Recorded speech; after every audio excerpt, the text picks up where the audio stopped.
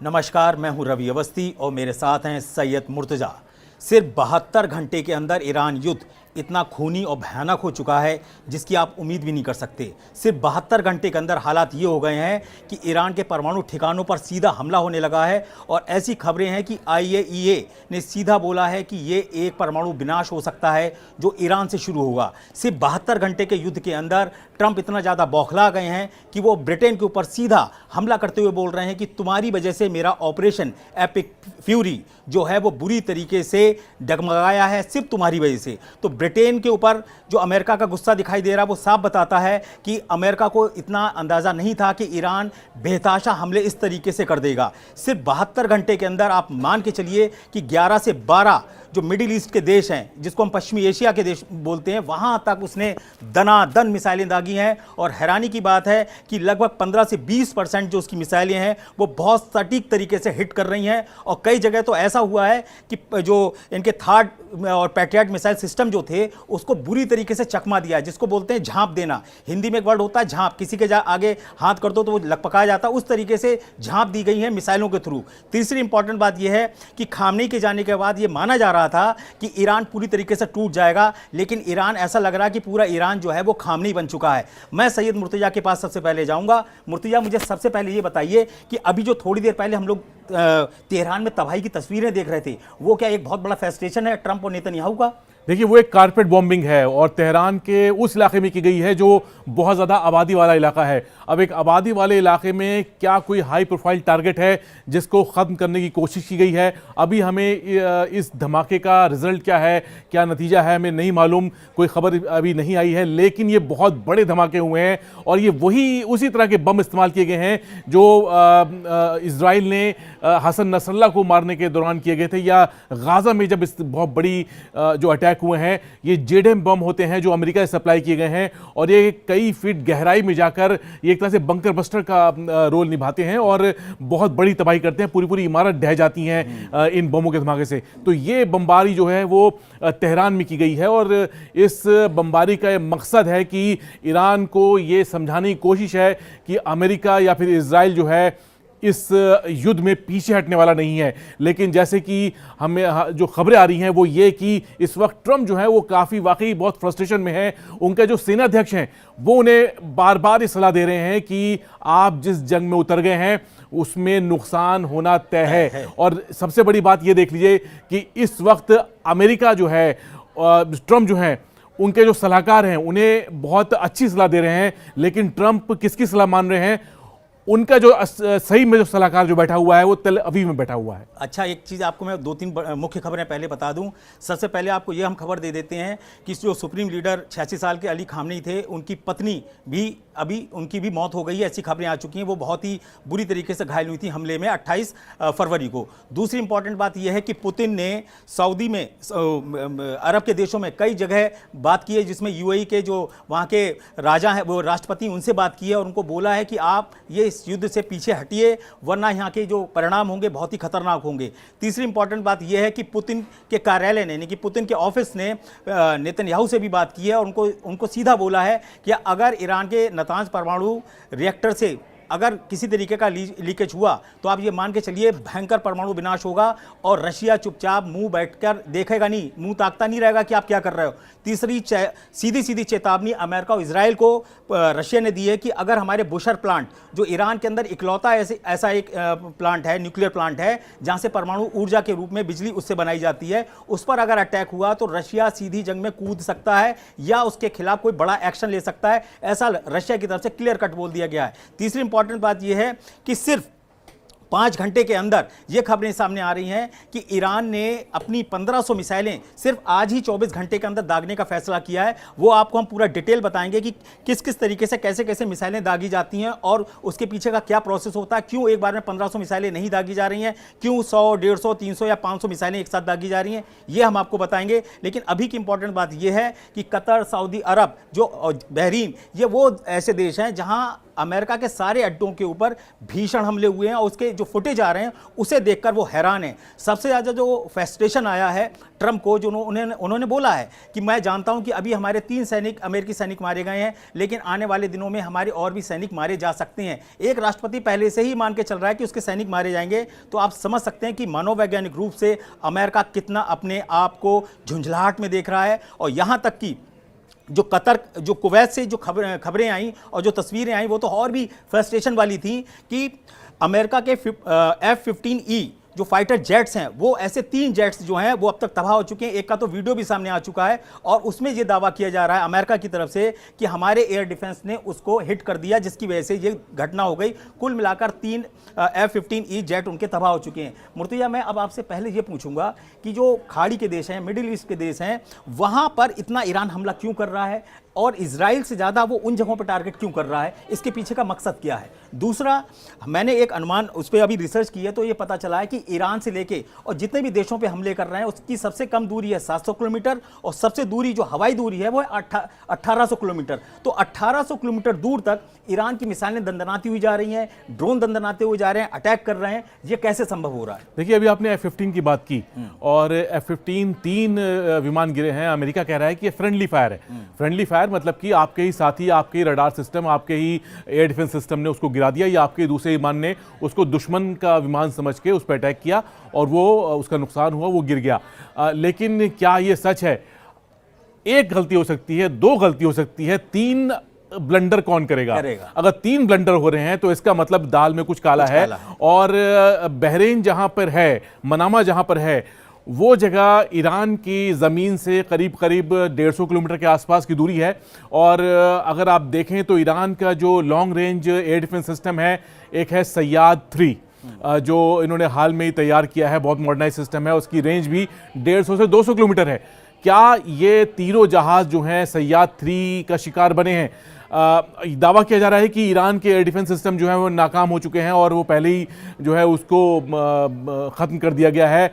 लेकिन मेरा ये मानना है कि ईरान ने अपने जिस तरह से जो एयर डिफेंस असेट्स जो हैं वो जिस तरह से छुपाए हैं, वो उसको मालूम है कि शुरुआत में उससे बड़ा नुकसान होता है, उसने उन सिस्टम्स का इस्तेमाल ही नहीं किया है। वो इन एयर डिफेंस सिस्टम्स को एक सही वक्त के लिए इस्तेमाल करेगा, ऐसा इंतज़ार करेगा और तभी ये सिस्टम जो है वो धीरे धीरे जब ये युद्ध जो है वॉर ऑफ एट्रिशन के दौर में गुजरेगा, मतलब जब हथियारों की कमी जो है वो दोनों साइड्स पे होने लगेगी, तब ये देखा जाएगा कि कौन ज़्यादा लंबे दौर तक ये युद्ध कर सकता है। तब ईरान जो है अपने इन हथियारों को निकालेगा। अब F-15 का जो गिराया गया है, मुमकिन है ये इस एयर डिफेंस सिस्टम से गिराए हों।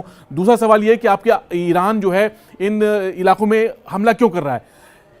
ईरान ने कतर में अल उदैद एयरबेस पे FPS 132 नाम का रडार जो है वो पहले दिन ही उसका उड़ा दिया था। अब ये रडार, आप मैं इसको समझाऊंगा आपको कि ये रडार क्यों बहुत ज़्यादा ज़रूरी था ईरान के लिहाज से कि इसको उड़ा दिया जाए। ये रडार जो है 5000 किलोमीटर की रेंज रखता है। 5000 किलोमीटर इसका मतलब है कि ये आधी दुनिया कवर कर रहा है करीब। और इस रडार के जरिए पिछले साल भी जब ईरान मिसाइल दाग रहा था इजराइल के ऊपर और अमेरिका शुरुआत में शामिल नहीं था डायरेक्ट, तब इसी रडार से जो डेटा था ईरान की मिसाइल्स का वो इजराइल को पहुंचा था और वहां तब वो मिसाइल की ट्रेजेक्ट्री को फॉलो करके उसको गिराया जा रहा था। इस बार ईरान ने इस रडार को ख़त्म कर दिया है। ऐसा ही एक रडार जो है वो UAE में भी है और मेरे ख्याल से या तो उसको नुकसान पहुंचा है या मेरे ख्याल से वो भी टारगेट पर रहेगा या फिर उड़ा दिया गया होगा। इस तरह के जो असेट्स जो हैं, जो डिफेंस असेट्स जो हैं, उसको ख़त्म करना ईरान की प्राथमिकता है। यही काम वो बहरीन में कर रहा है, यही काम वो कुवैत में कर रहा है और यही काम उसने इराक के एरबिल में किया, जो एक बहुत बड़ा निगरानी अड्डा था इराक के अंदर, जो ईरान के उत्तरी इलाके में देखता था। तो उसने फर्स्ट लेयर ऑफ जो डिफेंस था, मैं कहूँगा इजराइल के लिहाज से, वो ईरान ने करीब ख़त्म कर दिया है। अब उसका अगला टारगेट जो होगा वो इजराइल होगा और वहां पे वो उस वक्त अपनी उन मिसाइलों को दागेगा जिन्हें रोकना नामुमकिन साबित होगा। एक चीज़ तो बिल्कुल क्लियर है कि ईरान को भीषण नुकसान हो चुका है। सुप्रीम कमांडर मारे जा चुके हैं, 48 से ज़्यादा, उनको मिला के 48 से ज़्यादा टॉप कमांडर्स और उनके नेता मारे जा चुके हैं। कोई भी नहीं बचा, ऐसा अमेरिका और इजराइल को की तरफ से दावा किया जा रहा था। लेकिन आप मजा देखिए कि एक के पीछे एक सीरीज निकलती चली आ रही है। राष्ट्रपति मसूद पेजेश्किन बोल रहे हैं कि हम युद्ध रोकने को बिल्कुल भी तैयार नहीं, हम फाइनल करेंगे। वहाँ के जो NSA का दर्जा रखते हैं अली लारिजानी, उन्होंने क्या बोला कि हम जंग से ही अब फैसला करेंगे और आखिरी दम तक हम लड़ेंगे। तीसरी इंपॉर्टेंट बात यह है कि वहाँ के जो नए सुप्रीम लीडर अराफी बनाए गए हैं, उन्होंने क्या बोला है कि हम इस युद्ध को खत्म करेंगे, अमेरिका ने शुरू किया है। तो ये जो मनोवैज्ञानिक कहते हैं ना युद्ध है, उसमें ईरान बड़ा हावी पड़ रहा है। उसके 2-3 कारण मैं आपको स्पष्ट रूप से दिखा देता हूं। पहली इंपॉर्टेंट बात यह है कि ईरान ने कल बोला कि हमने USS अब्राहम लिंकन युद्धपोत पर 4 बैलिस्टिक मिसाइलें मारी। इसका असर क्या हुआ? इसका असर यह हुआ कि अमेरिका को सबूत दिखाने पड़े, आगे के डेक पूरा जहाज नहीं दिखाया, 1/4 हिस्सा दिखाया युद्धपोत का कि नहीं साहब अभी बचा हुआ है। जबकि ईरान का क्लेम है कि हमारी बैलिस्टिक मिसाइलों ने जो हमला किया है उससे युद्धपोत जो है वो ऑपरेशन की स्थिति में नहीं है। तीसरी इंपॉर्टेंट बात यह है कि जब इस पूरे इलाके में ऑलरेडी अमेरिका के और के जो युद्धपोत हैं उनकी संख्या लगभग 20 से ज़्यादा की करीब बताई जा रही है। ऐसी स्थिति में फ्रांस की तरफ से 2 युद्धपोत और मंगाए जा रहे हैं, यानी कि उनको भरोसा ही नहीं रह गया ट्रंप को कि ये जो हमारे 20 युद्धपोत हैं वो ईरान को काबू में कर पाएंगे। तीसरी इंपॉर्टेंट बात यह है कि जो जनरल डैन ने भी बोला था, जो अमेरिका के हैं, कि हम अगर ये सोच रहे हैं कि इस युद्ध को हम कंट्रोल कर लेंगे तो ऐसा नहीं है। आप सोच रहे हैं कि हम 2-3 दिन में इसको खत्म कर लेंगे, ऐसा नहीं हो सकता। इसके पीछे का सबसे बड़ी वजह यह है कि आज ट्रंप ने एक इंटरव्यू में खुद बोला है कि मुझे लगता है कि इस युद्ध में 2 हफ्ते भी लग सकते हैं और इसको खत्म करने में 4 हफ्ते भी लग सकते हैं। यह ट्रंप का बयान क्या है? यह दिखाता है कि अमेरिका एक ऐसे दलदल में फंस चुका है मिडिल ईस्ट के युद्ध में, जिसमें अब उसकी छीछा लेदर होना तय है। यहां पे इंपॉर्टेंट बात क्या है कि ओमान ने कल क्या बोला था, वहां के विदेश मंत्री ने, अमेरिका ये आपका युद्ध नहीं है, ये इजराइल का युद्ध है, आप उसको करने दीजिए, आप यहां से बहुत हो गया, अब यहां से आप निकलिए। अगर ये लंबा युद्ध और खिंचा और 2-3 जगह कुवैत में, बहरीन में, कतर में, ओमान में, तुर्की में, या तुर्की तक पहुंच गया है हमला, आप समझिए तुर्की तक ईरान के हमले पहुंच चुके हैं, ऐसे दावे किए जा रहे हैं। साइप्रस में तो कल भी अटैक हुआ और आज भी अटैक हुआ और स्थिति ये हो गई है कि ब्रिटेन ने बिल्कुल शॉर्ट नोटिस पे बोला है कि सारे हथियार तुरंत हटाओ, सारी मिलिट्री जो हमारे ऑपरेशन हैं उसको तुरंत यहाँ से हटाओ, इसको खाली करो। अब जो ईरान है उसकी मिसाइलें यहाँ भी गिर सकती हैं। तीसरी इंपॉर्टेंट बात यह है कि अभी 2 या 3 घंटे पहले खबर आई कि तेल अवीव में बेंजामिन नेतन्याहू जो प्रधानमंत्री हैं इजराइल के, उनके दफ्तर पर भीषण अटैक किया है मिसाइलों से और खैबर शेकन मिसाइल का इस्तेमाल किया है, ऐसा ईरान का दावा है। हालांकि तुरंत खंडन आया IDF की तरफ से कि ऐसा कोई भी अटैक नेतन्याहू के दफ्तर पे नहीं है, वो बिल्कुल सुरक्षित हैं। लेकिन एक खबर नीचे आई इजरायली मीडिया के अंदर कि इस वक्त बेंजामिन नेतन्याहू जो हैं वो बंकर में हैं, यानी कि जो पाताल के नीचे जो बंकर बनाए गए हैं उसके अंदर नेतन्याहू को ले जाना ज़रूरी समझा गया। तो इसका मतलब ये हुआ कि जो तेल अवीव के ऊपर दावा किया जा रहा है इजरायली मीडिया के थ्रू कि लगभग तेल अवीव में 40 से बड़ी इमारतें पूरी तरीके से तबाह हो चुकी हैं, उससे ये साबित होता है कि जो एयर डिफेंस है इजराइल का, एरो 3 हो, एरो 4 हो, आयरन डोम हो, वो सारी मिसाइलों को नहीं कर पा रहा है। उसकी इस बार जो उसका कहते हैं ना फॉर्मूला निकाला है ईरान ने, वो ऐसा निकाला है कि इसके हमलों को रोक ही नहीं पा रहा है। अब मैं आपको यहाँ पे इंपॉर्टेंट बात एक और आखिरी बताने जा रहा हूँ, उसके बाद हम मुर्तजा के पास जाएंगे कि अब ट्रंप ने क्या किया है, इसमें भी धर्म को घुसेड़ दिया है। उन्होंने ब्रिटेन में बोला है, कीर स्टॉमर है प्रधानमंत्री, कि आप मुसलमानों से डर गए, इसीलिए आपने डियो गार्जिया हमको नहीं दिया, देर से दिया, इसके चक्कर में हमारा जो ऑपरेशन एपिक फ्यूरी है वो 2-3 घंटे लेट हुआ, इसीलिए B-2 बमबर्षक जो डियो गार्जिया हवाई अड्डे से उड़ते थे उनके उड़ने में, उनके ऑपरेशन में देरी हुई और जिसका फायदा ईरान को मिल रहा है। और ये जो झुंझलाहट और खिसियाहट है वो एक तरीके से ब्रिटेन के ऊपर राष्ट्रपति ट्रंप दिखा रहे हैं। ये एक चीज़ मुझे और बड़ी इंपॉर्टेंट बताइए कि ईरान की लड़ने की क्षमता मिसाइल और ड्रोन है। तो अभी मुझे एक बात समझ में नहीं आ रही कि टॉप लीडरशिप को बड़े आसानी से मार रहे हैं, लेकिन हैरानी की बात है कि जो मिसाइलों के हमले हैं वो रोक ही नहीं पा रहे हैं। तो क्या इनकी इंटेलिजेंस वहां पे नहीं है, सिर्फ कमांडरों के घरों में घुसी हुई है? और जो जागरोस की पहाड़ियां हैं जहां से ये अटैक बताए जा रहे हैं या किरमान शाह से अटैक बताए जा रहे हैं, क्या वहां पर ये लोग उसको कंट्रोल नहीं कर पा रहे हैं? देखिए, कहा जा रहा है कि ईरान के पास 3 से 4,000 मिसाइल हैं और ये जो है मिसाइल इनके देखिए, मिसाइल होना अलग बात है, साथ में लॉन्चर होना बहुत ज़रूरी है आपके साथ। अगर लॉन्चर नहीं होगा तो आप कैसे उसे रोकेंगे आप। तो इजराइल का दावा है कि उसने बहुत से ऐसे लॉन्चर जो हैं वो लॉन्च पैड पे ही, जब वो मिसाइल तैयार की जा रही थी दागने के लिए, तब उसने उनको निष्क्रिय कर दिया वहाँ हमला करके। लेकिन ये है कि आपने बहुत सही बात कही कि जो कमांडर्स को मारना आसान हो रहा है, लेकिन जो मिसाइल जो साइट्स हैं वहाँ पर इजराइल या फिर अमेरिका जो है बहुत ज़्यादा नुकसान नहीं पहुँचा रहे। तो इसका ये है कि देखिए, ईरान को ये बात तो सब जानते हैं, समझते हैं कि ईरान को जो इस वक्त नुकसान हुआ है, जो अली खामनेई की हत्या हुई है, उसके पीछे ईरान की कमी ये है कि जो इनकी इंटेलिजेंस जो है, या फिर उसमें कई लोग ऐसे हैं जो जिसका जिक्र अहमदीनेजाद, जो उनके पूर्व राष्ट्रपति थे, जो इस हमले में उनकी भी हत्या हुई। इस युद्ध के दौरान जो है बहुत सी इंफॉर्मेशन ऐसी है जो इजराइल या फिर अमेरिका, इनकी इंटेलिजेंस एजेंसीज के पास हैं, इसलिए ये बहुत ज़्यादा सटीक तरीके से हमला कर पा रहे हैं। और जैसे कि हमने शुरुआत में कहा कि आज जो धमाका हुआ है तेहरान में, जो कॉर्बेट बॉम्बिंग हुई है एक रिहायशी इलाके में। एक बार जरा कॉर्बेट बॉम्बिंग थोड़ा हमारे दर्शकों को समझाइए, कॉर्बेट बॉम्बिंग का मतलब क्या है, और इसमें क्या B-2 बम-वर्षक यूज हुए होंगे, या किस टाइप के F-35 यूज होंगे, या F-15 या F-16 सीरीज के होंगे, ये किस तरीके से की गई होगी? देखिए, कॉर्बेट बॉम्बिंग ये होती है कि आप एक सीमित जगह में आप उसको जैसे कालीन जैसे बिछाते नहीं है, दरी बिछाते हैं, आप वैसे ही आप बम को बिछा दें। बिल्कुल। और इसके लिए होता है कि आप हैवी बम्बार्मेंट करते हैं, और बमों की एक लेयर जो होती है उस इलाके में आप उससे हमला करते हैं। और ये इस तरह के हमले जो होते हैं वो आमतौर पे बड़े बॉम्बर से होते हैं। B-2 बॉम्बर का अभी तक इसमें इस तरह से इस्तेमाल होने की बात सामने नहीं आई है, लेकिन अमेरिका के पास जो बाकी फाइटर जेट्स जो हैं वो ऐसा कर सकते हैं कि लगातार कई फाइटर जेट्स लॉन्च किए जाएं, और एक स्टैंड ऑफ रेंज से, मतलब कि 100-150 किलोमीटर की दूरी से कई बम जो हैं वो लॉन्च किए जाएं, वो जो एक ही जगह पे जाके वो एक ही टाइम पे वो फटे। तो इस तरह से कारपेट बॉम्बिंग जो है अंजाम दी जाती है। और इस तरह की बॉम्बिंग पहले इराक में काफ़ी हो चुकी है, अफगानिस्तान में हो चुकी है, और ईरान में, तेहरान में ये पहली बार देखी गई है। हसन नसरल्लाह को जब मारा गया था लेबनान में, तब भी वो बॉम्बिंग भी कारपेट बॉम्बिंग ही थी। मतलब कि वो जो पूरा आसपास का ब्लॉक का जो इलाका था जहाँ पे हसन नसरल्लाह के बताया गया था कि छुपे हुए थे या वहाँ पे ठहरे थे, उस जगह को पूरी तरह ख़त्म कर दिया गया था। वो कारपेट बॉम्बिंग के बिना मुमकिन नहीं है। और प्रेसिशन गाइडेड जो म्यूनिशंस होते हैं उसका इस्तेमाल होता है, लेकिन एक सीमित दायरे में, जहाँ कुछ भी बाकी ना रह जाए और सिर्फ धूल और मिट्टी रह जाए, वो हम आज देख रहे हैं कि वो चीज़ तेहरान में भी इस तरह के हमले किए जा रहे हैं। 2-3 चीज़ें आप बड़े ध्यान से सुन लीजिए। 72 घंटे के अंदर 2500 से ज़्यादा टारगेट या कहते हैं ठिकानों पर ईरान के हमला हुआ है।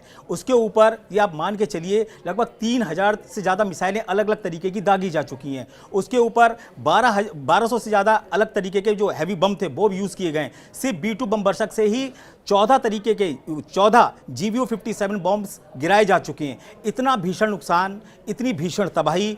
31 प्रांत हैं ईरान के अंदर, उसमें से उसके 133 शहरों के ऊपर बम्बारमेंट और हमले हो रहे हैं। लेकिन अब मजे की बात देखिए, अभी तक ईरान की सड़कों पर जनता निकली ही नहीं है कि खामनेई शासन का अंत करो, जिसके बारे में ये पूरा ऑपरेशन उसी बेस पे बनाया गया था। उसमें ये प्लान ये हुआ था नेतन्याहू और ट्रंप का कि जब हम अटैक करेंगे तो जनता के दिल से भय निकल जाएगा, उनकी बहुत बड़ी जो लीडरशिप है वो खत्म हो जाएगी और जनता सड़कों पे आएगी, और हम रजा पहलवी को वहाँ का राज का सुप्रीम कमांडर बना के या सुप्रीम लीडर बना के पेश कर देंगे। लेकिन सबका सब प्लान धुआं का धुआं हो गया, कोई जनता निकली नहीं रही है।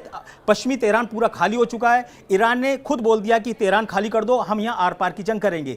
कुल मिलाकर जो वहाँ की लीडरशिप बची हुई है वो इस तरीके से है कि सब लोग अब खामनेई के रूप में ही डिसीजन ले रहे हैं। उसमें कुछ भी ऐसा रद्दोबदल नहीं नजर आ रहा है जिससे ये लगे कि ईरान जरा भी झुकने को तैयार है। और यही फ्रस्ट्रेशन अमेरिका और इजराइल पर हावी हो रही है, और इसी का दबाव अब रशिया और चीन की तरफ से आ रहा है। पुतिन ने तो सीधा बोला है कि अगर हम देख रहे हैं, अगर 2-4 कहते हैं ना दिन के अंदर आपने इसको नहीं खत्म किया तो हम कुछ बड़ा एक्शन लेंगे। और पुतिन ने एक बड़ा अजीब तरीके का बयान दिया है कि हम लगातार ईरान के संपर्क में हैं, हमने ईरान को अकेले नहीं छोड़ा है। इसके बहुत मायने हैं। हम पहले भी बता चुके हैं कि खुफिया जानकारी, खुफिया इनपुट रशिया की तरफ से मिल रहे हैं। ये जो F-15E गिरे हैं, ये कोई साइबर अटैक का शिकार तो नहीं हुए, ऐसे भी सवाल मीडिया में आने लगे हैं। ऐसा नहीं हो सकता। मुर्तजा ने भी बोला था कि आप एक गलती करेंगे, 2 करेंगे, 3 गलती नहीं हो सकती, वो भी इतनी कीमती और प्रीशियस जेट्स को लेके। हम इस चर्चा को विराम देने की तरफ बढ़ रहे हैं, लेकिन मैं कमेंट लेना चाहूँगा।